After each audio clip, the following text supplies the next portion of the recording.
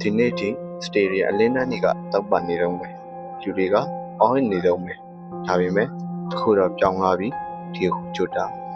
မင်းရဲ့နာမည်ကိုအဲ့ဒီအတန်တွေထဲမှာမကြားရတော့ဘူးချုပ်ပလေယာတွေကပွဲကိုကစားတော့ကြတယ်မင်းကတော့ movement တစ်ခုဖန်တီးတော့ခဲ့တယ်ဟိုတလုံး celebration တစ်ခါအဲ့ဒါတွေကအခုတော့ replay တစ်ခုသာကြံခဲ့ပြီဒီကိုကျွတ်တာချိန်တုန်းကအဲ့ဒီခိုက်တန်တွေကအများတန်းမြင်ရလိမ့်မယ်လို့ထင်ခဲ့မိတာအခုတော့တခြားစီပါပဲလားဒီကိုကျွတ်တာတခါတလေဗီဒီယိုကိုပြန်ကြည့်မိတဲ့အချိန်မင်းရှိနေသေးတယ်လို့ခံစားမိတယ်ဒါပေမဲ့ဗီဒီယိုပြီးသွားတဲ့အချိန်မှာတော့မှန်တရားပြန်လာခဲ့တယ်မင်းမရှိတော့ဒီကိုကျွတ်တာဒါပေမဲ့မင်းကိုတော့ဘယ်တော့မှမေးလို့ရမှာမဟုတ်ပါဘာလို့လဲဆိုတော့မင်းဟာဘောပလီယာတယောက်မဟုတ်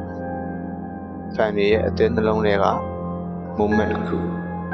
ဒီကိုကျွတ်တာ